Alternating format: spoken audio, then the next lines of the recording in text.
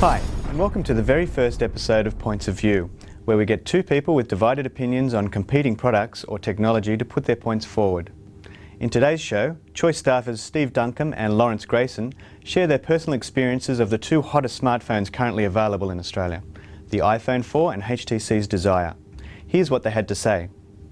Essentially what we've got is two very, very similar smartphones.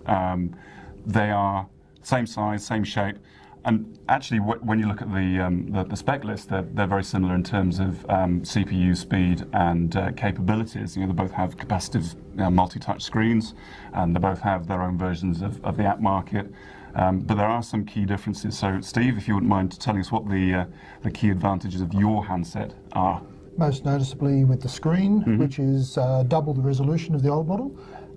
It's very crisp and clear and bright. They've upgraded the camera so that it's a higher resolution camera. They've added the camera on the front as well, so you can do face-to-face video calling using the new program called FaceTime, which at the moment only works with iPhone 4 units and over Wi-Fi network. It supports higher resolution for video. So it's 720p. 720p, which is pretty impressive. Now, I've got to kind of admit defeat on that one. While it is promised with the 2.2 Froyo update for Android, Android being the operating system for this particular phone, Telstra is the only distributor of the HTC Desire in Australia at present, and they have yet to roll out the 2.2 update. So, like for like at this stage, the iPhone most definitely comes out as the clear leader, but in time this will also produce 720p video. It's an interesting point you raised, though. One of the key advantages with the iPhone is that for the average user, and they are average users. There are many of them too. Is that it's easy to use, and basically you're only dealing with one OS with one device. That's not entirely true. I mean, essentially what you've got is a guaranteed subset of hardware for any Android phone. So Android will be Android regardless of the phone you run it on. That's right, there is a baseline, and with the Android phones you do have the advantage that I guess that different manufacturers can customise that to suit their phones quite a bit. Absolutely, and the HTC Sense interface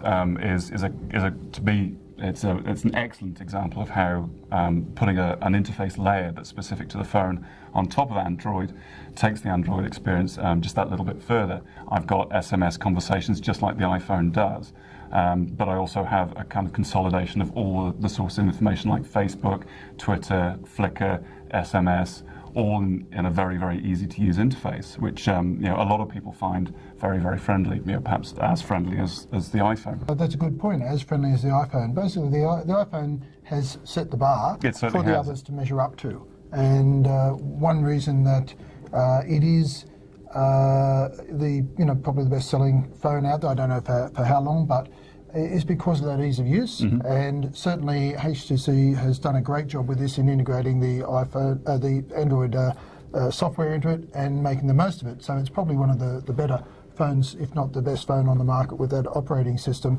And certainly for people that are enthusiasts, for people that really just want everything that they pretty much will need, but with a very simple and easy use interface without having to be technically minded or a little bit geeky, the iPhone is an easy choice because it's very, very, very simple to use. And it does have still far more apps in the marketplace, so if there's anything you want to do on your phone, you can pretty much find an app to do it. It's got over 200,000 apps available. I think Android Marketplace has got something like 75,000 at the moment. I believe so, and I will freely admit that not all of them are particularly high quality. But it's interesting you should bring up the app side of things. Obviously the iPhone has a significant leading edge. I think that advantage is going to reduce significantly over time, because one thing you have to remember is it's actually Google that developed the Android operating system.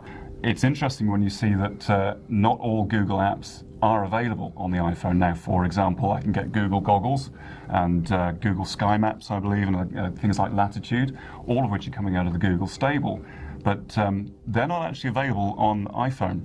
Google, of course, does have a vested interest in Android, and they are going to reserve certain things for themselves. Then again, you can't get some of the Apple apps on your phone. This is true. TripView. I have to admit here, I have had an iPod Touch. in the past, and one of the applications that I dearly miss is TripView. So if you're watching, developer, Android version of TripView, please, would be really nice. Thank you very much. And of course, I don't get Angry Birds either, which I understand is very popular. Angry Birds is phenomenally popular. It costs about $1, and I think it's one of the top grossing apps over the whole platform. When I buy an iPhone, I'm buying into this ecosystem. So what does that mean to me as an end user? As an end user, it means integration. Integration means simplicity and ease of use. You know, a certain amount of security, reliability, everything comes with it. Interoperability between devices is the other thing. Your iPhone basically works through iTunes on your Mac or PC, and also the same sort of apps, many of the same apps that work on this also work on the iPad. Yep. You have integration with Apple's other services such as MobileMe for putting your content into the cloud in various ways. And you get a similar type of user experience on the different devices as well. That's absolutely true. One of the things I love about some of the key apps that are out there, things like Dropbox, for example, which I believe started on the iPhone, and Kindle, and for example, I love the Kindle experience. Basically, I use my phone for a lot of reading. I have the Kindle on this, I have it on my PC, I have it on my iPad, I have it on my old iPod Touch. And regardless of which device I use, as you say, the rules are the same. So I think it's absolutely true that uniformity of purpose is an iPhone standard. A lot of it's dictated by the applications you choose to run. Flash. Now, a lot of fuss has been made about Apple's refusal to implement Flash. Lots of reasons have been cited. Security as being one. Ease of use is another, and performance is a final one. Bugginess. I have to say that if you consider Flash to be video alone, then in terms of streaming video off the internet, Flash streaming to a handheld device like this is not as effective as progressive download and playback of a dedicated M4V file. So while the bandwidth costs are higher, the end user experience is greater. I think it's just a matter of standards, and gradually there'll be a lot more cross-platform availability of any sort of video content. There's a transition phase. Talking about the HTML5 standard coming through. Yeah, HTML5 is coming through, and more and more people are taking advantage of that. So it's not a deal breaker for me at all, but I can understand that someone that's sort of very keen on viewing their Flash content on websites might find that a bit annoying. I wouldn't be happy if anyone took my iPhone, because regardless of what they gave me back, because the simple fact is that it does everything that I want it to do, and it does it with a simplicity and ease of use that means that I don't have to really worry too much about it as a platform. I do tend to think of my iPhone not so much as a phone, but certainly as a pocket computer. Yeah. And it has the apps on it that I want, so the familiarity of the environment means you don't have to worry too much about how to use the phone. It becomes very second nature. Yep. And the fact that it also makes phone calls is a bonus, so I don't have to carry a separate phone with me. I try not to talk to people personally, but I know they feel the same way. I hear what you say.